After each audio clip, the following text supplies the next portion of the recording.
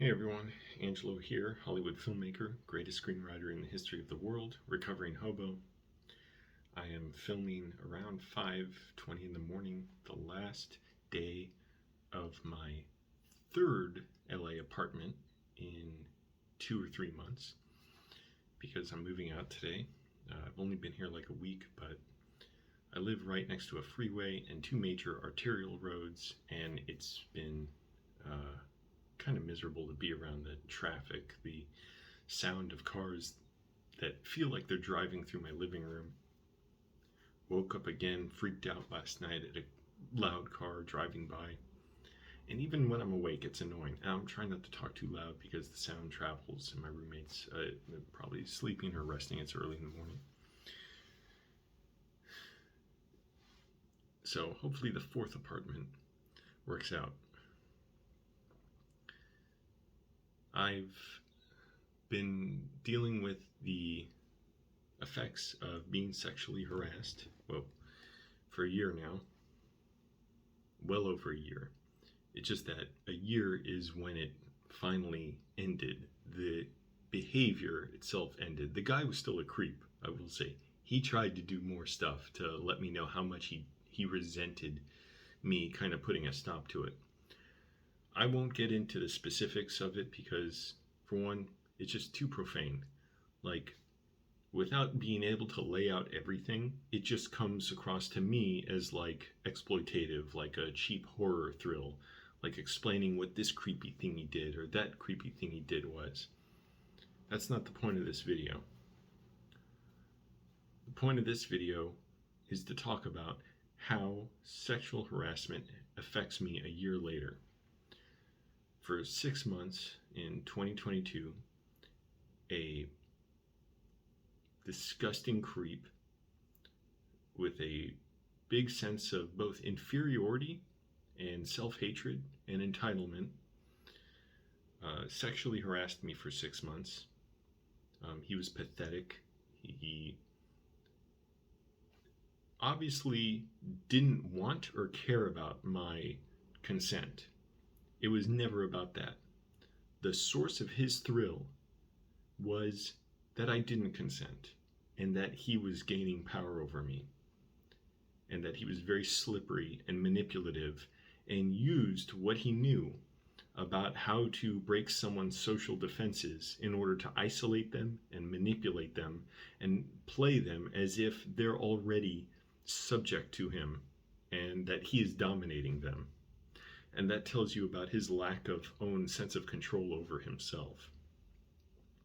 So I saw into him, that was a weird pronunciation, into him a very sick pathology and compulsion. But I don't want to get further into that part because, again, even just mentioning that, it's too painful right now. I've been trying to process this. Fortunately, I've had a good life that's running in tandem, like parallel tracks with this horror creep show, that they're both going down this track with me, and sometimes one overtakes the other. And I try and make as much room for goodness in my life as possible because the effects his sexual harassment have on me, I feel like overwhelmed with the pain of it, anger at the injustice of it, his pathetic, sleazy, lying, deceptive tactics. I've taken time to try to understand, what did he really do? How did he do it?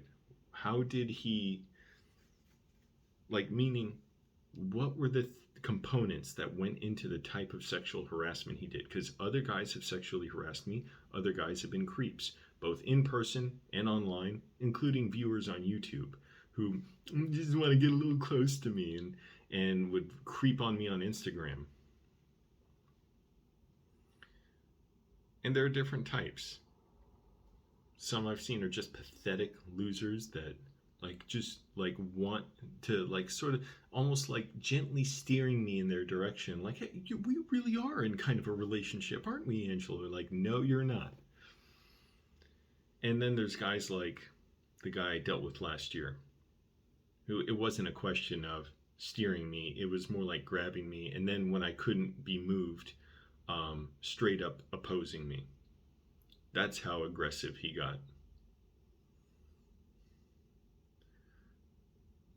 And what I saw into him, I'll mention, this was an incredible anger. Like, just this ferocious sense that he was lashing out.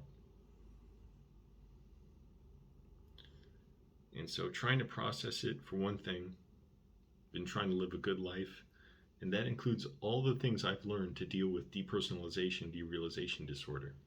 Getting up early, exercising, a regimented exercise, not just running, running's great, I'm not putting it down, but I'm saying it's not just some loose thing where it's like, lift weights one day, certain workout, whatever. I have it regimented, and it's not like, the hardest workout I can do. It is not. It's just regimented workouts early in the morning, eating right. And eating right is not just a vague sense of like, oh, just chicken and vegetables or something. It's actually getting the macronutrients that I need and measuring them out, which I haven't been as good about. I gained a little bit of weight lately. I'm still pretty lean, but I gained a little muscle lately. I gained like an inch on my biceps in the last year, which I probably could be gaining more. I've been doing a lot of pull-ups, but I gained some fat, so I'm really trying to cut too. And now it's easier now that I'm not riding my bike so much because I live closer to my job. So the thing about riding my bike a lot was I had to eat a lot more in order to keep my energy for those bike rides. And now that I'm not biking as much, first of all, I miss it, and I will bike more on the weekends and rollerblade, but I have to dial down my food intake. So I've literally just started that, and now I'm like trying to adjust it. And one I'd cut again before, trying to build back, bulk back up or reverse up. So there's things like that. There's reading this excellent novel right now, The Honorable Schoolboy by John Le Carre. Real name David Cornwall, I think his name is, the author. He wrote Tinker, Tailor, Soldier, Spy, A Constant Gardener, Tailor of Panama, and it's all these famous spy novels. These are great. It's great for understanding, how to write different types of stories. And anyways, I can't wait to read more. And when certain lines jump out at me, his writing is a little bit too flowery and, oh boy, taking his time. Not as bad as some other books I've read, but could be more dialed in, concise. But anyways, they are great stories. Great, lessons of morality in them. And I don't mean like just morality you learn, but they're like morality tales of, how much can you compromise yourself before you've given away too much and you're worse than the thing you're trying to stop. Being socially active, again, biking, rollerblading. I want to do more of that. It's kind of hard, having to work full time. It makes that tricky. Lucky enough to have a job where it is Monday through Friday, because a lot of people, and I've done this too, working in retail and in movie theaters, you just work all kinds of odd hours, and it makes it hard to have a social life. And you're not being paid well, and you're being treated poorly. But I do favor a 4-day work week, 32 hours a week. And housing protections, all that stuff. Anyways, all these issues. There's problems with the building itself here, and transportation.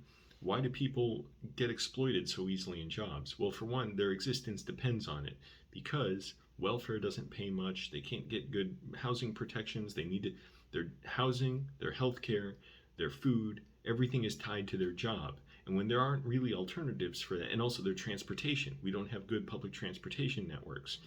So you have to go in debt for an over-engineered piece of junk car, making auto executives richer and the oil industry richer, and the people who run the mechanic chains richer, and the working people are being ground down into greater and greater in debt. And that's what happened to me. I was homeless, I had a car, I was in all kinds of debt, and eventually I had to file bankruptcy. Even that was a hassle. I had to pay like $2,500 for a lawyer. I forget exactly how much I paid. It was a lot, but I went for this guy because he was supposedly like one of the best. And sure enough, he was like excellent. On top of any questions I had, didn't waste time, didn't mince words. but it was like threading three moving needles once they all converged on each other to get housed when I was working at a warehouse that was a crappy job itself and was homeless.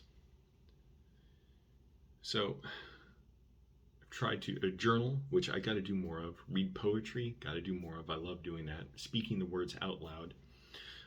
Progressive muscle relaxation, where it's like you squeeze muscle groups, like I'm doing it with my fists now. Hold for a few seconds, and then completely loosen your muscles in your whole body.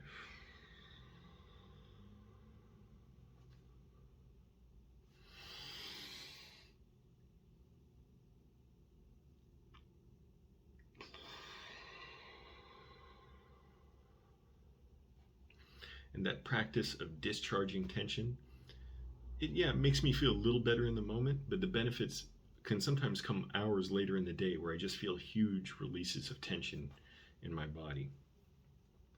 So being on top of that, just like with my diet and exercise, is important. Another way coping with this sexual harassment, not pleasure seeking too much, meaning not trying to lose myself in entertainment. That's basically it. Just like for me, my vice or pleasure seeking is just trying to watch YouTube videos. And that can make me dissociate, and then I feel frustrated and I start feeling lonely. And I realize I have to shift towards, more like purpose-driven activity rather than pleasure-driven activity. So whatever it is I need to do, take care of myself. Don't do stuff that's going to make me feel sorry for myself. Seeing other people doing things I enjoy rather than trying to do them myself. And, I do enjoy YouTube videos and all, but I try and keep it balanced and purposeful, never too much of anything. And again, social engagement, making sure I don't feel too alone, that I feel comfortable talking to people, that I'm open with them, that are around good groups of people. Been doing stuff with bike groups and rollerblading groups that are just awesome. I love them. And just coming to terms with the fact that this happened. I never wanted it to happen. Unlike being homeless, unlike being sick, it's not like this is the kind of thing that's at all helpful or empowering. I can only think maybe someday I will be able to recover from this and heal from this. Because there are times when I think this is so dark, what I have seen. The nature of this person, who they don't even matter, but just the behavior that I saw. And all the horrible effects that came after it, the way it latches out into your life like tendrils of a growing organism, and it, consumes them like a fungus, feeding off them and spreading and consuming everything in its wake and bleaching everything that it comes across. I have to be careful not to let that overwhelm me. And also, the biggest thing for me, writing. I'm a screenwriter. I love screenwriting. I'm not a paid screenwriter. I'm in classes right now, but pretty soon I'm getting to the point. I've been in this program for 2 years, and I've learned a lot. I'm getting to the point where I'm going to be wanting to work on my own stories. Right now, class assignments are not my own stories. They're exercises for class, and they're great. You learn certain skills that eventually I can scale out into the feature films I want to write, maybe short films too. And I want to direct music videos. I love good music videos. I don't think there are enough of them. I want to be more active in filmmaking. I miss it so much. I miss the film community so much. I've been able to work with, but that was a lot of stuff I did while I was unemployed and I had time, and it was before the pandemic for the most part. And being around film crews, it was great. Even if a lot of times I wasn't being paid, I was getting meals. So it was like my food stamps program. That's another thing, severely underfunded. And this has all made me realize just how important it is to be purposeful in everything. Meaning, this isn't just like some bad thing that happened and it's an accident or like sort of an accident of my life that I happened to be in this situation and I just try and get better. I think, no, how do I make the world better? How do I show who I am? How do I show that who the person I want to be in recovering from this? So I want, things like better housing protections, better transportation, more healthy, livable streets, housing for the homeless, housing first, quality housing for everyone, clean environment, getting away from oil and gas, getting more people on bikes, on metro, on buses, having a healthy, vibrant city, pushing back on regressive, uh, fascist views, and pushing, not just tolerance, but uh, views that are pro, you know, people, like in support of people who have been oppressed, all types of people, poor people, working class, black, brown, immigrants, refugees, LGBTQ, disabled. I'm disgusted at how you listen to people with disabilities talk about how hard it is to survive um, with the way the system is set up to support them, meaning it's almost like you're punished for being disabled. Often, many neighborhoods are not fitted for them. You have, on in intersections, for instance, say you have a wheelchair.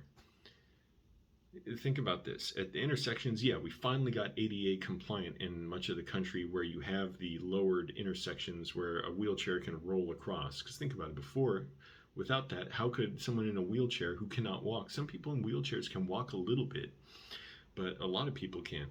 But they can't roll onto the street. So you have a curb now where you can go down. But here's the problem. A lot of the curbs are broken. They have debris in them, trash. They're filled with sewage or water because when rain collects there, it collects in the gutter basically. Why don't we have what much of the civilized world has, which is raised intersections that prioritize pedestrians and signal to drivers to slow down, because intersections are where many accident crashes happen. I was about to say accidents, but really they're avoidable.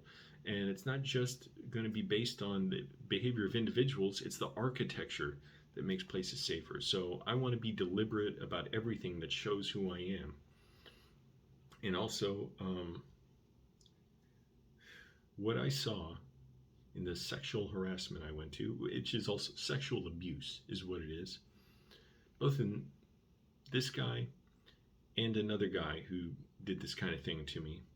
An old creepy Baptist pastor, William Wagner, still waiting on the Baptist church to give some acknowledgement of that. I've reported him to like 2 different Baptist churches that apparently he was associated with, based on what I saw in his obituary. He was deeply homophobic. Deeply homophobic. He said he put his son in the hospital to make him straight because his son was gay.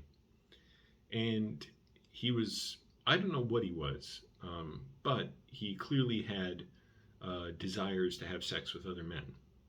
So that doesn't necessarily mean he's gay or identifies as gay, or he's dead now, but point is he was closeted something.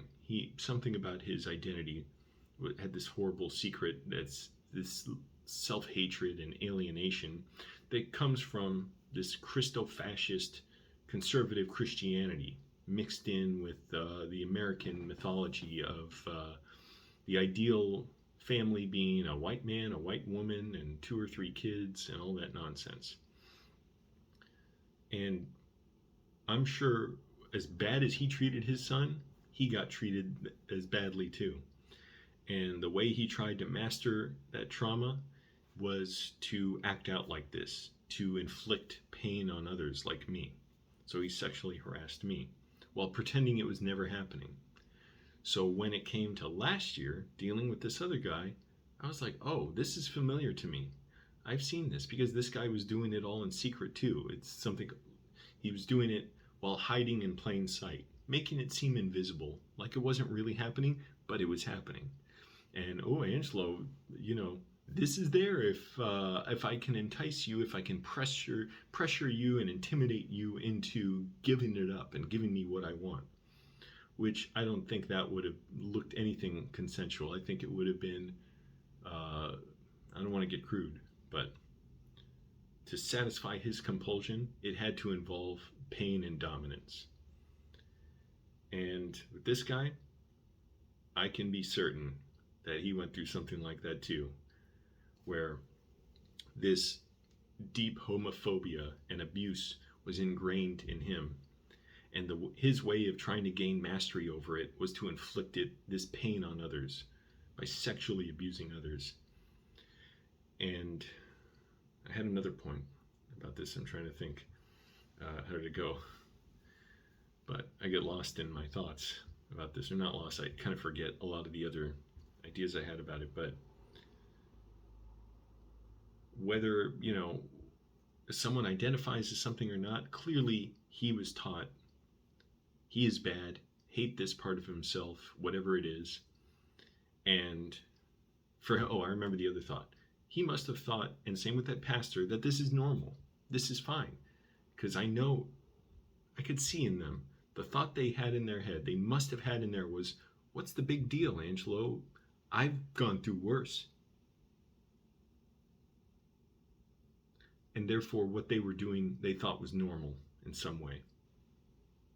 And it was like the right thing to do, because this was their way of balancing the world against whatever abuse they went through. It's like making it right for them, because they're always having to relive that trauma and try and gain mastery over it, like almost like casting people like me, their victims, as actors in a play where we act out the part of victim and they play the role of abuser, so they can gain control in their own mind, like relive their abuse and gain control of it by mastering it onto others. But of course, the problem with that is they never do.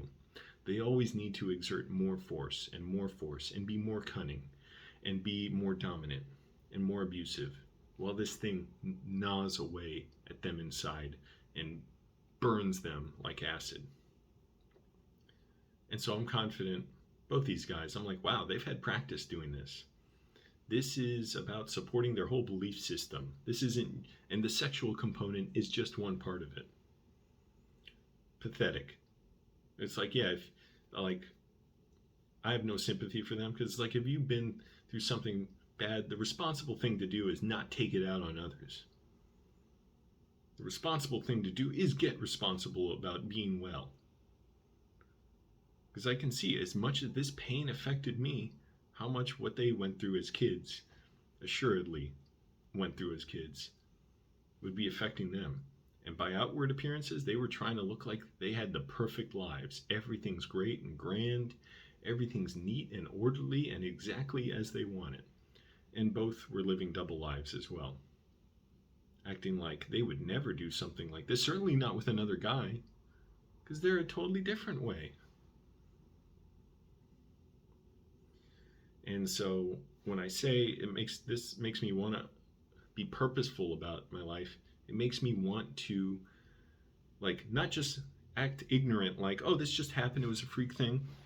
No, I'm going to show who I am. I'm responsible for what I put in the world, and I'm going to show that conservative Christianity and homophobia are wrong, and that they inspire the type of abuse that on certain people, their way of dealing with it is by trying to inflict further abuse on others. So the political is personal. Fascism is right here, and it includes these stupid supposed innate truths of the hierarchy of society, of heteronormative behavior being the ideal, the quote ideal. And to that I say, fuck your ideals.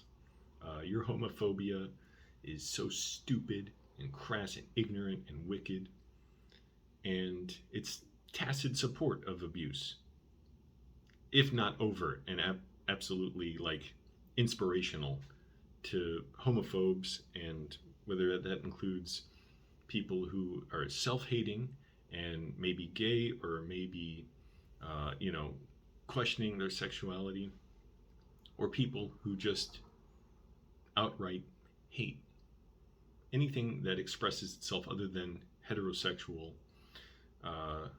orientation or behavior. And it inspires people to normalize and commit abuse, and some of whom try and gain mastery over it, the way we've seen a lot of clergy. And it's not just this one type of abuse. There's all kinds of things. There's a whole hierarchical patriarchy of a lot of these religions and societies that intersect in all kinds of different ways. And so it just makes me feel understand or see how much more important it is to be purposeful in dealing with the trauma I went through. Means putting out in the world that I will not, just let this go by the wayside, but I'm going to put out opposition to this kind of thing in a positive way by just trying to empower people. By one thing I'd like if we had, resources for victims of abuse and, battered spouses and partners, and housing for them. It's just awful trying to get help. I've tried calling sex abuse hotlines so many times, and that's about the extent of the help a lot of people can get. I don't have health insurance right now. Even having it, it's a pain in the ass because it doesn't really work. To try and navigate to get therapists. I had a therapist. She was awful. One other therapist was good. She was free from a nonprofit, but then she disappeared. And having your job tied to housing and this whole capitalist corporate system, which again ensures you better not speak up, you better be scared, you better be silent, because you're expendable. And anything that makes it that looks like you're going to be trouble or affect the bottom line makes you a liability. And what kind of twisted system is that? So we need to oppose all of it. I need to oppose all of it to show who I am, because I'm accountable for what I put out in the world. And I'm not just going to be ignorant and say, well, you can't do anything about this. I used to buy into a lot of Christian conservatism. I grew up that way. Fortunately, certain things I never could quite buy into. First of all, I could say I was never really Christian. I thought I was. I told myself I was. In reality, I was always an atheist, and I could never acknowledge it to myself. And also, I never had that strong feelings against gay people. I didn't understand why I should hate them. I went along with the idea that, I was against homosexuality, but I remember how that idea just broke down for me when I realized I had to just respect people and treat them well. When I got in an argument online about what marriage is, and I tried to it was like a last hurrah when I was 18 to try and prove to this person and myself God said marriage should be this, man and woman. And this woman basically just laughed it off and said, yeah, I'm not doing any of that. I'm not buying any of that. People can do what they want. And that really was wiped a lot of that away. I still had a lot of latent, homophobia and fascist beliefs and stuff in me. But I realized here's a person I have to respect. And I didn't realize all the implications of our interaction just then, but I realized I'm going to have to respect people. I have to yield to their humanity. I didn't consciously say that to myself, but never again did I argue anything like that. Maybe I tried to. I think I kind of did after I lost my faith in a kind of desperate attempt. I was worried I was going to go to hell if I didn't, but I was already an atheist. I had not come out to anyone about it, but I was so scared about it. And again, it was an online forum, and I was people rightfully were scornful of what I was saying. And I realized I never strongly held conviction on this thing, and how much better life is when you can, understand better your relationships with others and just want to know when you're wrong and show decency and respect and see that there's still so much to do in terms of being well, being better, making a healthier, happier society. And that's how I'm going to win this thing, is by developing myself. People like these, they're skilled. They've had practice, and they have a compulsion to satisfy, and they're going to keep on victimizing people and try and develop new techniques and take pride in how smart they feel at evading capture, as long as they can evade capture. That pastor, he ultimately did. He had it too good. He died at 97. I'm not sure he ever had any consequences other than he lived an extremely lonely, pathetic life. Because I remember sitting next to him when he would bother me when I was making breakfast every day, and he would pray before he ate, and I was thinking, does he really believe any of this stuff? Is Christianity anything? He's pretending to be one thing, which, to be clear, I don't think Christianity is anything admirable or inherently good. I think it's a wicked, cruel thing. That it's got interesting things about it. I like learning about it, but just as like a history and mythology thing. And there's some good stories. I think the stories of Christianity in the Bible are vastly overrated. A lot of the Bible's so fucking boring.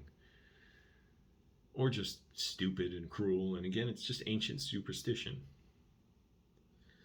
But I wondered, like, does he actually believe in this stuff? It just showed me how lonely he must have been. This pathetic old man who's had a lifetime of practice. And I was thinking, when this guy last year was doing this to me, how does a guy like the younger guy who was doing this to me last year get so skilled at this and practiced at this? I'm like, ask the pastor, because he's had a lifetime of practice. They both know how they're going to get to that point of playing everything as two different ways, and wanting to make it clear they want to assault you, basically, and take you, but make it clear that they can just play it off as just anything other than that, just talking, just a joke, just interest in this, whatever. And generally saying, I say, trust your instincts on that. Examine them, be clear, because even for a while I knew he did this, but I didn't know how to justify it to myself, my understanding of that. And in hindsight, the further this went, into this tunnel of my past, the more I could see it clearly, like, he absolutely was doing this, and he was getting more and more hostile and aggressive about it. And I'm like, yeah, I don't have to wonder much where that would have gone into further hostility and aggression as a way of handling his own hatred and anger and feelings of inadequacy, as well as superiority. And I've done a lot of talking about it. It can be very painful at times. The last 2 days I cried about it, just very briefly, but it kind of wrecked me. It felt like I was in a car crash throughout the day, like mangled up. It can be very hard to concentrate at times, like tectonic plates, in an earthquake, they're like shaking and stuff and not locked together. That felt like me, like mangled up. And I had nightmares about him last night too. But I'm like, okay, I'm being intentional about how I recover. And it means not just me being well, but putting out in the world, this is how I try and exemplify being well. And it includes changing some of the world, or the world to the extent I can. Or not even that I can, I could always do more. But just, it includes me in being myself. I want to reflect to the world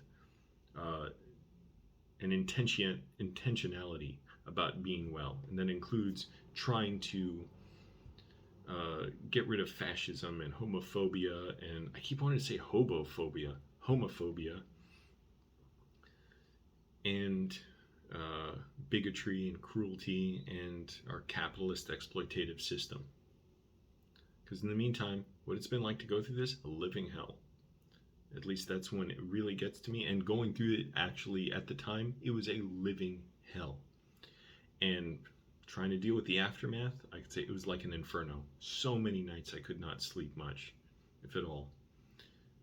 So many nights I just woke up in pain because of this. This creep, this skilled predator. I'm sure I don't even have an inkling of the depths of his depravity and the stuff he's done. Because to see an opportunity like this to inflict cruelty and pain on someone, and for it to come so naturally to him, I'm like, he's had a lifetime of practicing this. And I think he suspects he's going to go on having a lifetime of doing this. Like intoxicated on his own sense of invulnerability. But that's why it's important for people to have solidarity, why I'm so heartened by all the people who are forming unions and fighting for their unions to get solidarity and stronger workplaces. And stronger workplaces and solidarity mean more secure housing, more secure healthcare, all that stuff. It's going to affect us in a lot of ways. Better transportation. Again, let's get away from cars. Let's get healthier transportation. So I got to get going because I'm moving today. So I got to pack all my stuff. I can hear the cars whizzing by, and it's really annoying. Even when I'm in the kitchen, I hear cars zooming by. It's like a kind of, intrusion. And looks like I'm going to enjoy my new place and going to do a lot of writing and reading and try and be more active and all that stuff. For the first time, maybe it looks like I won't have a housing issue. Even when things seemed okay with that lady I was living with, Gabriella Bohuni, in the last place I was in LA, it was still kind of weird to me. I'm like, oh, she doesn't let me wear shoes in the apartment, and she's kind of pushy a little bit, and it also just, I didn't feel uncomfortable living with an older woman nearby. I really didn't. But I knew it was like somewhat temporary. I'm like, I kind of want to be around something comparable to my peers, and I could tell we're kind of different, and that's fine. It's like lots of people are different. It was just something I knew it wasn't permanent. Like, this wasn't the setup I ultimately wanted. So this next place, hopefully that works better. I think it will. All right, everyone. Thanks for watching. Let me know what you think. Subscribe, all that stuff. Click like. Bye.